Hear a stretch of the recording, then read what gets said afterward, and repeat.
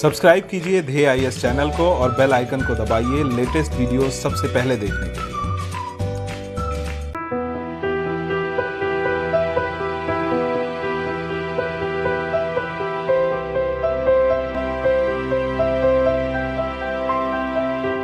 नमस्कार, मैं सुनील वर्मा ध्येय आईएएस टीम की ओर से आपका स्वागत करता हूं ध्येय टीवी पर। हम बात करेंगे डेली करंट अफेयर्स के अपने प्रोग्राम पर, जैसा कि हम प्रतिदिन करते आए हैं। आज के वीडियो में दो टॉपिक मैं डिस्कस कर रहा हूं। पहला है one world one sun one grid, अर्थात एक विश्व एक सूर्य एक ग्रिड का कॉन्सेप्ट। देखेंगे आखिर ये कॉन्सेप्ट क्या है, क्यों चर्चा का कारण बना हुआ है और भविष्य में क्या संभावनाएं इसको लेकर दिखाई देती हैं। वहीं जो दूसरी खबर है उसमें हम बात करेंगे लोकस्ट अटैक, अर्थात जो टिड्डियों का हमला हुआ है इसको हम डिस्कस करेंगे। चूंकि लोकस्ट अटैक पर एक जो है कि डीएनएस जा चुका है, लेकिन फिर भी उसके कुछ मैं पक्षों को मैं यहाँ पर डिस्कस करूँगा। आइए एक एक करके इन्हीं दोनों टॉपिक्स को हम कवर करते हैं। सबसे पहले हम बात करेंगे एक विश्व एक सूर्य एक ग्रिड के कॉन्सेप्ट पर। अब इसको समझने से पहले थोड़ा सा बैकग्राउंड समझिए। वर्ष 2015 में जलवायु परिवर्तन के मुद्दे को लेकर, या फिर इसको आप ग्लोबल वार्मिंग के मुद्दे को लेकर भी कहते हैं, लेकिन सामान्यतः इसको जलवायु परिवर्तन से अगर बोलेंगे और लिखेंगे तो ज़्यादा ठीक रहेगा। तो जलवायु परिवर्तन के मुद्दे पर लेकर एक समझौता हुआ, और ये जो समझौता हुआ यह हुआ वर्ष 2015 में। इसका नाम है पेरिस समझौता। और पेरिस समझौता कब हुआ? पेरिस सम्मेलन वर्ष 2015 में हुआ था। तो वह जो सम्मेलन समाप्त हुआ, उसके बाद जो समझौता हुआ उसी को हम क्या बोलते हैं? पेरिस समझौता बोलते हैं। यह जो समझौता हुआ, यह पेरिस सम्मेलन हुआ वर्ष 2015 में। यह UNFCCC की 21वीं बैठक अब मानी जाती है, अर्थात जो United nation of framework convention on climate change की जो हर साल होने वाली बैठक थी, उसका यह 21वां क्रम था। और इसी के कारण इसको बोला जाता है COP21। इसका मतलब है COP का conference of parties. Conference of parties से तात्पर्य वह सम्मेलन होता है जिसमें सदस्य देश अपनी भागीदारी सुनिश्चित करते हैं। तो वर्ष 2015 में जो COP21 के जब सदस्य देश मिले, तो वहाँ पर चर्चा हुआ कि आखिर कैसे हम जलवायु परिवर्तन के इस जो है कि समस्या का समाधान कर सकते हैं। समस्या के समाधान के क्रम में दो चीजों की जिक्र वहां पर की गई। पहला था ग्रीन हाउस गैसों के उत्सर्जन को कम करना, दूसरा नवीकरणीय ऊर्जा स्रोतों का विकास करना।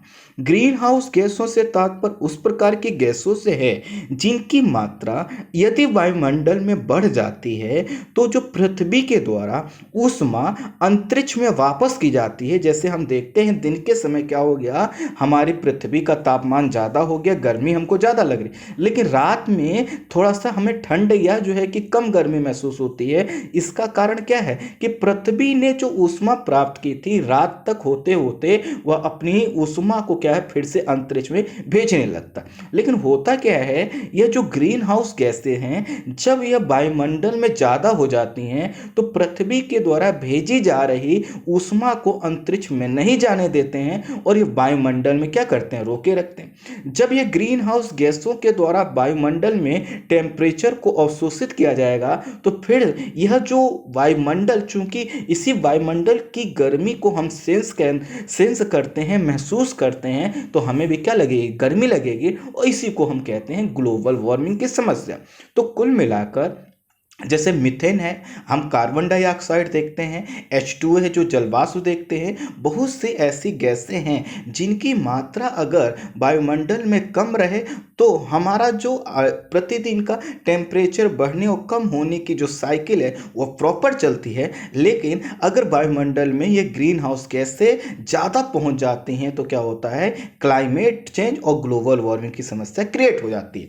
अब इसके लिए हमें ज़रूरी है कि हम क्या करें कि जो ग्रीन हाउस गैसों का उत्सर्जन होता है उन कारकों की पहचान करें, और हम प्रयास करें कि कम से कम ग्रीन हाउस गैसेस क्या हों? वायुमंडल में पहुंचे। जैसे हम जितना भी फ्यूल यूज करते हैं, जो कार्बनिक फ्यूल है, जो जीवाश्म ईंधन है, वो क्या होता है? ग्रीन हाउस गैस निकलती है। कोयला जो हम जलाते हैं उससे भी क्या होता है? जो एक ग्रीन हाउस गैसेस निकलती हैं। तो कुल मिलाकर ये जितनी भी गतिविधियां होती हैं उन सभी गतिविधियों को क्या करना है, कम करना है। इसका मतलब बिल्कुल ये नहीं है कि अब हमें क्या करना है, विकास को रोक देना। इसका मतलब सिर्फ ये है कि जो हम ऊर्जा हमका हमें प्राप्ति का जो सोर्स है उसको क्या करना है, जो हमारा जो परंपरागत स्रोत थे जैसे कोयला था, जीवाश्म ईंधन था, इनसे हटकर अब हमें क्या करना है, solar energy, wind energy, OTEC energy, बहुत से अन्य एनर्जी के सोर्स है उनका क्या करना है, प्रयोग करना है। तो इन्हीं दो मुद्दों को कवर करते हुए यह पूरा सम्मेलन हुआ था। भारत भी इस सम्मेलन का भागीदार था और उसने अपनी वैश्विक जिम्मेदारी को समझते हुए अप्रैल 2016 में औपचारिक रूप से इस पर हस्ताक्षर कर दिए। भारत ने कहा कि 2020 तक जो है वो क्या करेगा, 2005 के स्तर से जीडीपी की उत्सर्जन तीव्रता में 33 से लेकर 35% की कमी लाएगा। एक एक पॉइंट समझिए। भारत ने कहा कि 2030 तक हम आने वाले समयों में क्या करेंगे कि अगर पहले हम जीडीपी का जो उत्सर्जन था, जीडीपी के कंपेयर उत्सर्जन को मतलब ये समझिए कि मान लीजिए पहले मैं क्या करता था, 100 रुपए का प्रोडक्शन करता था। उस 100 रुपए के प्रोडक्शन में मुझे क्या होता था, कुछ ग्रीन हाउस गैसेज वायुमंडल में जाती थी। तो जो ये वायुमंडल में गैसेज गई हैं इनको समाप्त करने के लिए मुझे कितना अपने 100 रुपए में से खर्च करना पड़ेगा, इसी के अनुपात को जीडीपी के परसेंटेज के रूप में देखते हैं। तो कुल मिलाकर इसमें आसान शब्दों में समझिए, कहा गया कि भारत ने कहा कि 2030 तक भारत क्या करेगा, जो अपना उत्सर्जन का स्तर 2005 में था उससे 33 से 35% की कमी करेगा। और आसान शब्दों में समझिए कि पहले अगर क्या करता था भारत, मान लीजिए आज क्या करता है, 100 यूनिट या जो है कि 100 जो है कि ग्रीन हाउस गैसों के कण का उत्सर्जन करता है, तो 2030 के बाद क्या करेगा, वह जो है कि 33 से 35 कम जो है कि यूनिट या कणों का उत्सर्जन करेगा। और इस तरह से क्या होगा, यह जो पूरा लेवल होगा वह 2005 के स्तर से निर्धारित हो। दूसरा, भारत ने कहा कि 2030 तक गैर जीवाश्म ईंधन, नॉन फॉसिल फ्यूल आधारित ऊर्जा स्रोतों को वह बढ़ाएगा और यह जो बढ़ाकर परसेंटेज करेगा वह 40%। इसका मतलब यह है कि 2030 तक जो हम ऊर्जा उत्पादन कर रहे होंगे उसमें से 40% ऊर्जा ऐसी होगी जो नॉन फॉसिल टाइप का होगा, अर्थात वो कोयला पे आधारित नहीं होगा, पेट्रोलियम पर आधारित नहीं होगा, बल्कि सोलर एनर्जी, विंड एनर्जी और स्मॉल हाइड्रो प्रोजेक्ट के रूप में होगा। खैर, अपनी ऊर्जा आवश्यकता का सर्वाधिक भाग भारत क्या करता है, तापीय ऊर्जा से प्राप्त करता है और इसकी वजह से क्या होता है, ग्रीन हाउस गैसों का उत्सर्जन होता है। इसलिए भारत ने अपनी भौगोलिक स्थिति और प्राकृतिक संसाधनों के उपयोग की रणनीति को प्रस्तुत किया। और इसी क्रम में 30 नवंबर 2015 को पेरिस जलवायु सम्मेलन के दौरान ही भारत ने अंतर्राष्ट्रीय सौर संगठन अर्थात इंटरनेशनल सोलर अलायंस ISA की क्या की स्थापना की। अब देखिए इसमें शब्द है सौर संगठन अर्थात सोलर एनर्जी के का प्रयोग करने वाला संगठन। 6 दिसंबर 2017 को यह जो आपका इंटरनेशनल सोलर अलायंस था इसकी औपचारिक शुरुआत की गई, अर्थात इसने वर्क करना चालू कर दिया। अब देखिए क्या हुआ कि जब इसने कार्य करना चालू कर दिया तो इस कार्य को इंटरनेशनल सोलर अलायंस, जिसमें कई सदस्य देश हैं जिनका मैं अभी जिक्र करूंगा, उन सभी से कोऑर्डिनेट करने के लिए और सभी जगहों पर सोलर एनर्जी के प्रयोग को बढ़ावा देने के लिए हमने गुरुग्राम में क्या किया, national institute for solar energy को बनाया। अर्थात इस सोलर अलायंस का जो मुख्यालय है वो कहाँ बनाया गया, भारत में बनाया गया। अब देखिए इसके माध्यम से हमें करना क्या था कि सोलर एनर्जी के प्रयोग में आ रही बाधाओं को हम दूर करेंगे और साथ ही साथ उन सभी देशों को एक साथ लेकर आएंगे जो सौर ऊर्जा का उपयोग करना चाहते हैं। अर्थात सोलर अलायंस से तात्पर्य इस प्रकार के अलायंस से है जिसमें वो सभी देश शामिल हो सकते हैं जो कि क्या करना चाहते हैं, सौर ऊर्जा अर्थात सोलर एनर्जी का प्रयोग बढ़ाना चाहते हैं अपने देश में। प्रारंभ में ये कहा गया किसके अंतर्गत कर्क रेखा और मकर रेखा के बीच आने वाले देशों को ही शामिल किया जाएगा। लेकिन बाद में कहा गया कि नहीं, अगर कोई भी देश इसका मेंबर बनना चाहता है तो वह बन सकता है, और उसके पीछे कारण यह है कि हमें क्या करना है, मैक्सिमम सोलर एनर्जी का बनाना। इसी के कारण अब जो है कि इसके सदस्यों की संख्या बढ़कर 67 हो गई है। तो साथ ही साथ हस्ताक्षरकर्ता जो देशों की संख्या है वो 86 है। अब कहेंगे सदस्यों की संख्या 67 और हस्ताक्षरकर्ता देशों की संख्या 86 क्यों? तो इसके पीछे कारण यह है कि जब कोई देश इस पर सिग्नेचर करता है तो उसको अपने देश में जाकर उसको रेटिफाई करवाना पड़ता है, उसको अनुमोदन दिलवाना होता है अपने यहाँ की सरकार अर्थात अपनी विधायिका या जो उनका स्ट्रक्चर हो। तो इस तरह से 67 कंट्रीज ऐसी हैं जिन्होंने सिग्नेचर करने के साथ साथ इसको क्या किया, रेटिफाई किया है, और बाकी जो देश हैं इन्होंने अभी रेटिफाई इसको नहीं किया। अब देखिए हमने ये देख लिया इसकी जो है कि संख्या कितनी है। 2 अक्टूबर से 5 अक्टूबर को क्या हुआ था, इसी बीच नई दिल्ली में इंटरनेशनल सोलर अलायंस की पहली बैठक, और साथ ही साथ इसी बैठक के साथ एक और बैठक हुई, वो थी renewable energy investment meeting and expo. ध्यान दीजिए, renewable energy investment meeting and expo का जो है कि बैठक आयोजित हुई। तो देखिए जो इंटरनेशनल सोलर अलायंस है वो भी तो क्या है, रिन्यूएबल एनर्जी है, और इसी तरह से अन्य जो क्षेत्रों में रिन्यूएबल एनर्जी के क्षेत्रों में कार्य करने वाले लोग हैं उन सभी को बुलाया गया। और बैठक कब हो रही है, यह वर्ष 2018 में हो रही है। अब जब यह बुलाया गया तो यहीं पर माननीय प्रधानमंत्री ने one world one sun one grid का क्या किया, कॉन्सेप्ट अपना प्रस्तुत किया।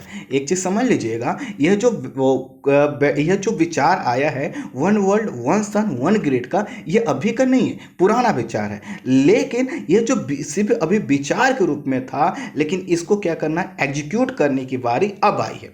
अब देखिए जो ये किया गया कि यह हमने कहा कि one world one sun one grid का कॉन्सेप्ट अपनाएंगे, इसके पीछे कारण यह था कि हम क्या करें, सोलर एनर्जी का जो प्रयोग है उस तक सबकी पहुंच सुनिश्चित करें, और जो भी देश इसमें भागीदार बनना चाहते हैं उन सभी देशों तक सोलर एनर्जी को पहुंचाया जाए। अर्थात पृथ्वी एक है, उस पृथ्वी को ऊर्जा देने वाला सूर्य एक है, तो क्यों ना सभी क्षेत्रों को एक ग्रिड के माध्यम से जोड़ दिया जाए और इसको बोला जाए सोलर ग्रिड। और जो सोलर ग्रिड होगा इसके माध्यम से क्या होगा, उन सभी देशों तक ऊर्जा पहुंच सकेगी जहां तक अभी ऊर्जा नहीं पहुंच पाती है, या जो थर्मल एनर्जी अभी नहीं बना पाए।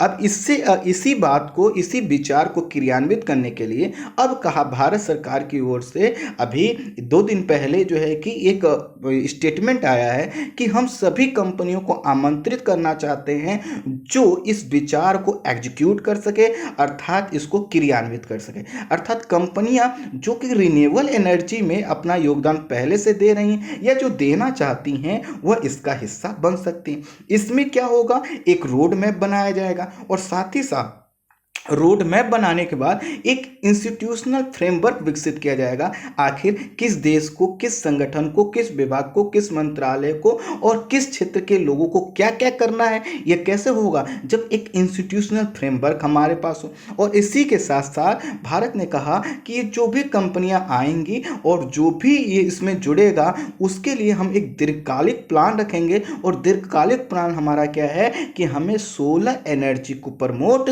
करना है, और जब प्रमोट करना है तो इसके लिए हमें प्लानिंग करना है, निर्माण करना है, इसका इम्प्लीमेंटेशन करना है। तो जो कंपनियां इसमें शामिल होना चाहती हैं वह क्या कर सकती हैं, आवेदन कर सकती हैं। मिनिस्ट्री ऑफ जो है कि न्यू एंड रिन्यूएबल एनर्जी द्वारा इसके लिए क्या किया गया है, आवेदन मांगा गया। आवेदन में कहा यह गया है कि जो पूरा जो इनिशिएटिव है आपका one world one sun one grid का, इसमें 3 फेज होंगे। पहले फेज के अंतर्गत क्या किया जाएगा, जो मिडिल ईस्ट है, मिडिल ईस्ट को आप ये समझिए, आप जो गल्फ कंट्री वाला क्षेत्र देख रहे हैं, और दूसरा साउथ एशिया जो आपका सार्क वाला समूह है, और तीसरा साउथ ईस्ट एशिया जो आसियान का संगठन है। इन सभी क्षेत्रों को क्या किया जाएगा, एक ग्रिड के माध्यम से जोड़ा जाएगा। अगर इसको और आसान शब्दों में मैं कहूँ तो इसको ये समझिए कि आपका मिस्र से लेकर, मिस्र के उत्तरी भाग से लेकर आपका दक्षिण पूर्व एशिया एशिया तक के देशों में सोलर एनर्जी का एक ग्रिड बनाया जाएगा और इनसे सबको क्या किया जाए, जोड़ा जाएगा।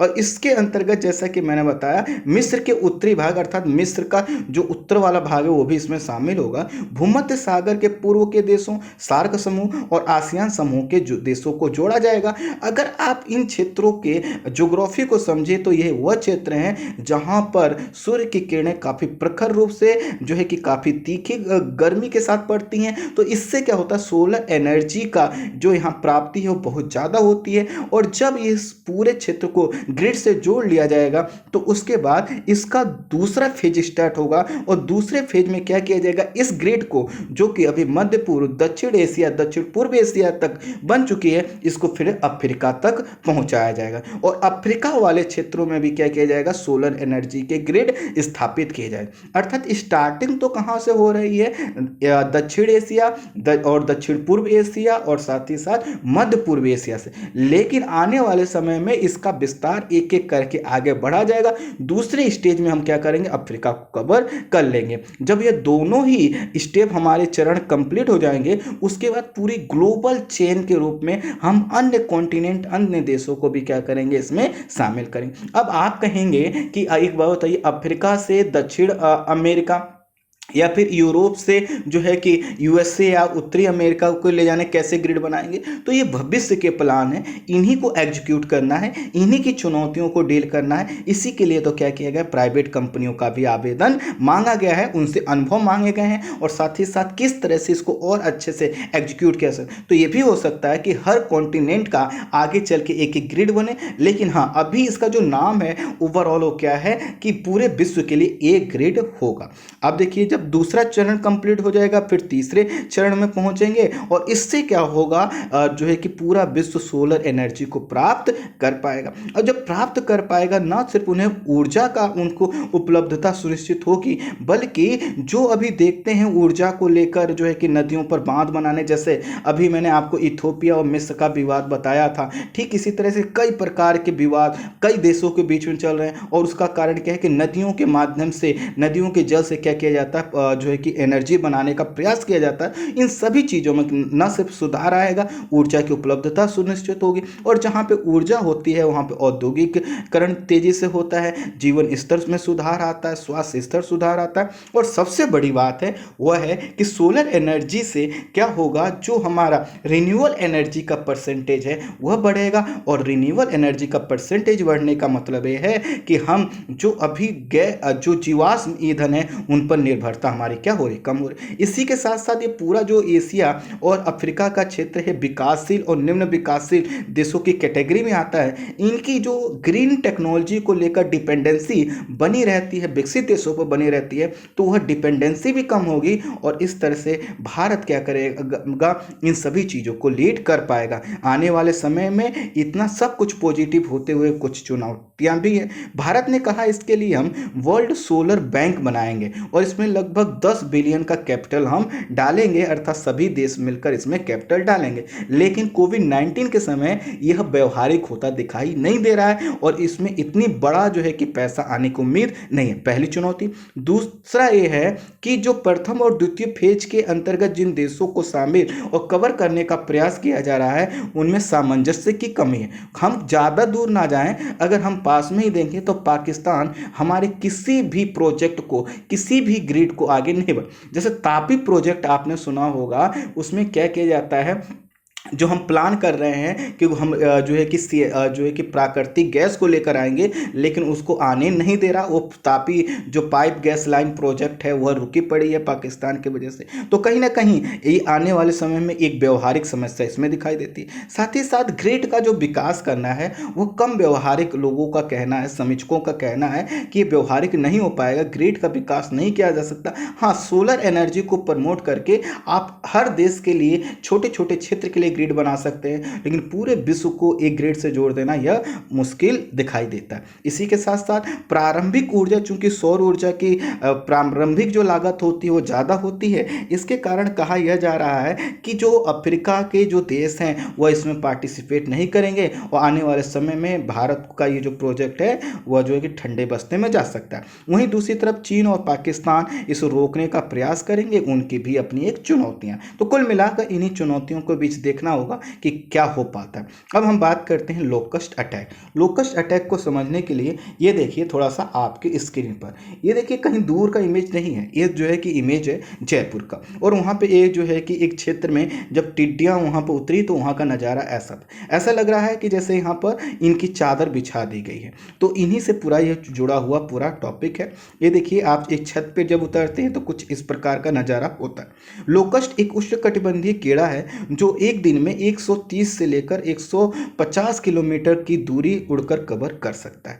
इसका जो जीवन काल होता है लगभग 8 से 10 हफ्ते का होता है, लेकिन इसकी जो प्रजनन क्षमता होती है वो बहुत ज़्यादा होती है। एक अकेली मादा अपने जीवन काल में लगभग 60 से 80 अंडे देती है और ये अंडे जाकर फिर क्या होते हैं, टिड्डे के रूप में कन्वर्ट हो जाते हैं। जो ह्यूमिड और हॉट एरिया होता है, अर्थात जो आर्द्र उष्ण मौसम होता है, जैसे कि आप गर्मी के समय देखते हैं, मानसून के समय जब देखते हैं, वर्षा होने से पहले जो चिपचिपा महसूस होता है, वही कंडीशन जब होती है तो इनके इस समय इनका जो प्रजनन दर है वो ज़्यादा तेज होती है और इनका विकास क्या होता है, ज़्यादा होता है। और इसी के कारण सामान्यतः इनका जो आगमन होता है वो मानसून से के पहले और उसके दौरान ही होता है। लेकिन यहाँ पे जो अभी कुछ हो रहा है वह थोड़ा सा अलग है। यह क्या करती हैं, अगर अनुकूल आइडियल कंडीशन मिले तो मात्र जो है कि 3 माह की अवधि में अपनी संख्या को लगभग 20 गुना बढ़ा सकते हैं। अर्थात अगर एक जगह पर 1000 टिड्डे हैं तो 3 महीने बाद वो लगभग 20,000 में कन्वर्ट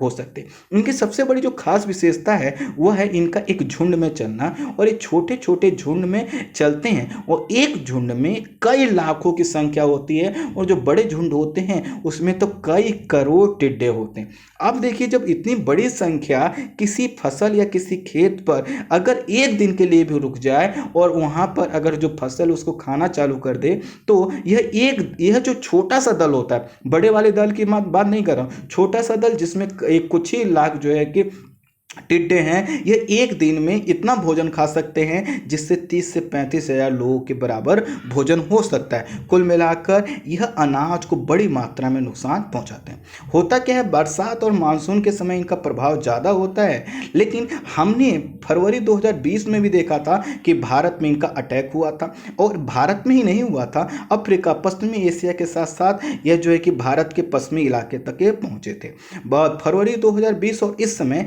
जिन टिड्डियों का हमला हुआ है इनको रखा जाता है डेजर्ट लोकस्ट के अंतर्गत। डेजर्ट मतलब मरुस्थलीय टिड्डों के अंतर्गत इनको रखा जाता है। ये जो डेजर्ट लोकस्ट होते हैं ये दुनिया के सबसे खतरनाक कीट प्रजाति के रूप में जाने जाते हैं, क्योंकि अगर यह कहीं पर एक दिन भी रुक जाते हैं तो वहाँ पर खाद्य असुरक्षा की स्थिति उत्पन्न हो जाती है, क्योंकि फसलों को तहस नहस कर देते हैं। उनकी जो फसलें होते हैं उनमें जो बीज होते हैं, जो भी खाने वाली चीज़ें वो समाप्त हो जाती हैं। इसके अलावा 3 और प्रजातियां हैं जिनका जो है इंडिया पर अटैक होता है। उसमें है एक है माइग्रेटरी लोकस्ट, दूसरा है बॉम्बे लोकस्ट, और तीसरा है ट्री लोकस्ट, और चौथा मैंने आपको बताया डेजर्ट लोकस्ट। तो भारत में इन्हीं का आपको प्रभाव देखने को मिलेगा। लेकिन जो डेजर्ट लोकस्ट होता है वह क्या हो जाता है, इन्हें सबसे खतरनाक माना जाता है, क्योंकि इन्हें मारना या इन्हें रोकना, अर्थात सिंपल प्रकार के जो केमिकल का छिड़काव करके इन्हें रोकना काफ़ी कठिन होता है।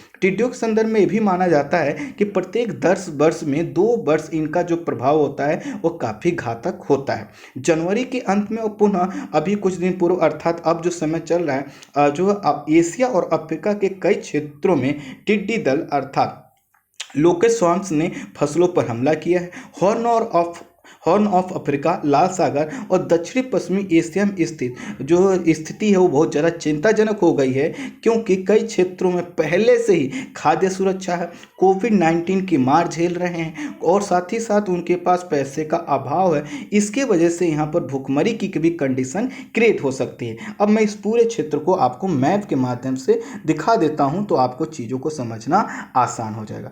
ये देखिए आपके स्क्रीन पर, आपको थोड़ा सा इमेज हो सकता है ना समझ में आए, लेकिन चूंकि आप मैप में थोड़ा बहुत भी जानते होंगे समझ में। तो ये देखिए आपका यह जो है क्षेत्र है ना, आपका यह है आपका हॉर्न ऑफ अफ्रीका। तो यहाँ से होते हुए ये इस तरफ से आगे बढ़ते हैं और कई बार तो यहीं पर आके रुक जाते हैं, कई बार ये आगे तक बढ़ जाते हैं। अभी अगर आपने न्यूज़ पढ़ा होगा तो आपको पता चला होगा कि यह इनका नॉर्थ अमेरिका तक में इनका प्रभाव देखा गया था, अर्थात यह अपनी उड़ने की जो क्षमता है उसके माध्यम से एक कॉन्टिनेंट से दूसरे कॉन्टिनेंट में आसानी से पहुंच सकते, और जब ये पहुंचेंगे तो क्या करेंगे, फसलों का नुकसान पहुंचाएंगे। इथोपिया, सोमालिया, सऊदी अरब, ओमान, यमन, ईरान, पाकिस्तान से होते हुए ये पुनः भारत पहुंच गए हैं, जैसा कि ये फरवरी में आए। इन्होंने राजस्थान, मध्य प्रदेश के कई क्षेत्रों की पूरी फसल को ही बर्बाद कर दिया है और यह उत्तर प्रदेश में इनका प्रभाव देखना चालू हो गया। इनसे बचने के लिए दमकल के जो दमकल होता है, जो पानी वाले जो गाड़ियां होती हैं उनको दमकल बोलते हैं, उनसे कीटनाशकों का छिड़काव किया जा रहा है और उन सभी तरीकों को अपनाया जा रहा है जिससे शोर उत्पन्न हो, अर्थात लोगों को कहा जा रहा है कि वो इकट्ठे रहें, जो कुछ थाली वगैरह जो कुछ भी है उसको बजाते रहें, क्योंकि ये आवाज़ से भागते। लेकिन सबसे बड़ी बात है कि इंडिया में एक क्षेत्र से भगाएंगे दूसरे क्षेत्र में तो रहेंगे तो इंडिया में, इसलिए चुनौती क्या है, काफ़ी कठिन बनी हुई है। वहीं पर कहा यह जा रहा है कि ऑर्गेनोफॉस्फेट केमिकल जो होता है उसका भी छिड़काव किया जा सकता है। हालांकि इसके साथ सबसे बड़ी बात ये है, जो ऑर्गेनोफॉस्फेट होता है ये विषाक्त रसायन माना जाता है, इसलिए खड़ी फसलों पर इसका छिड़काव नहीं किया जाता है। लेकिन फिर भी अगर हम इसका छिड़काव किसी खाली जमीन पर पेड़ों पर करते हैं तो ये उस पर नहीं बैठते हैं और इस तरह से जल्दी से ही जो है कि अपने क्षेत्र को छोड़कर दूसरे क्षेत्र को आगे बढ़ जाते हैं। 1950 के बाद ये जो टिड्डियों का हमला हुआ है ये सबसे गंभीर माना जा रहा है और इसको लोकस्ट प्लेग के रूप में देखा जा रहा है। लोकस्ट प्लेग का मतलब तब होता है जब क्या हो, लगातार 2 वर्षों तक टिड्डियों का हमला होता रहे, तो इसी को बोलते हैं प्लेग। प्लेग क्या एक बहुत बुरी बीमारी है, महामारी बन चुकी है। हमको पता है कि दुनिया की सबसे ज़्यादा अगर जनसंख्या को किसी बीमारी ने अगर नुकसान पहुंचा है तो प्लेग है, इस पर मैं वीडियो बना भी चुका हूं। तो कुल मिलाकर ये जो प्लेग के रूप में, इसको लोकस्ट प्लेग के रूप में चिन्हित किया जाता है। वर्ष 2019 से लेकर अभी तक चूंकि इनका प्रभाव समय समय पर दिखाई दे रहा है, इसी के कारण लोग इसको लोकस्ट प्लेग के अंतर्गत रख रहे हैं। जो पिछला जो हमारा मानसून का समय था उस समय क्या है, आपने देखा वर्षा काफ़ी हुई, कई जगह पर बाढ़ की कंडीशन क्रिएट हुई और साथ ही साथ जो आपका हिंद महासागर वाला क्षेत्र है, यह जो हिंद महासागर का जल वाला क्षेत्र है, इसका तापमान बढ़ा है।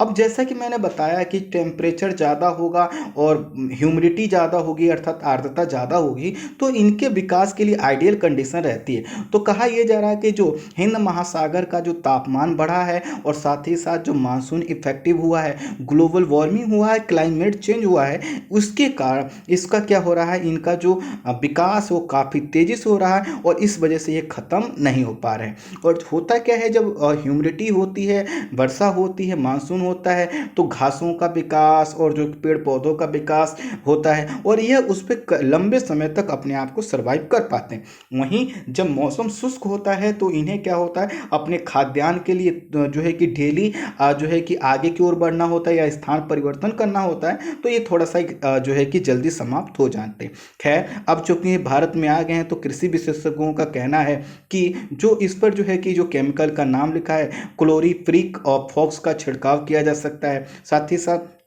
कहा यह जा रहा है कि भविष्य में जो अन्य जो देश हैं, जैसे पाकिस्तान है, हम ईरान है, या जो भी देश हैं, गल्फ कंट्री वाले देश हैं, उनके साथ भारत को क्या करना चाहिए, थोड़ा सा कोऑर्डिनेशन बढ़ाना चाहिए। पाकिस्तान, ईरान जैसे देश हमारा थोड़ा इसमें सहयोग नहीं देते, उनका ये जो है कि उनके ऊपर जब हमले होते हैं तुरंत अगर हमें बता दें कि ऐसी ऐसी कंडीशन है तो शायद हम लोग तैयारी करके बच सकते थे। लेकिन होता है, अब जो दुश्मन है तो दुश्मन के रूप में ही जो है कि सब चीज़ों को देखते हैं, मानवता उनके लिए कुछ नहीं होती। खैर, अब इस पूरी कंडीशन में क्या हुआ है, कृषि एवं किसान कल्याण जो मंत्रालय है उसके अंतर्गत जो आपका लोकस्ट वार्निंग ऑर्गेनाइजेशन है, इसकी जो जिम्मेदारी है वह बढ़ गई है। अब बढ़ गई है, इसी वजह से लोगों ने इस पर चिंता व्यक्त की है। कहा यह जा रहा है कोविड-19 का जो सर्वाधिक घातक प्रभाव पड़ा है वह किसान और मजदूर वर्ग पर पड़ा है, और किसान और मजदूर वर्ग इसी जो है कि खेत पर डिपेंडेंट है, इसलिए इसको तुरंत इसके समाधान के प्रयास करना चाहिए। जिस तरह से हम कोविड-19 से डिसइंफेक्शन के लिए छिड़काव कर रहे हैं, ठीक इसी प्रकार का छिड़काव करके इन टिड्डियों के दल को रोका जाना चाहिए। आने वाले समय में हमें पता है कि जो कि भारत को पीडीएस और अन्य चीज़ों के लिए खाद्य सुरक्षा मुहैया कराने के लिए बहुत बड़े मात्रा में अनाज की ज़रूरत होगी, लेकिन वो तभी पॉसिबल हो सकता है जब टिड्डियों से हम क्या करें, अपने फसलों को बचा पाए। तो स्टूडेंट, आज के वीडियो में इतना ही। Thank you so much.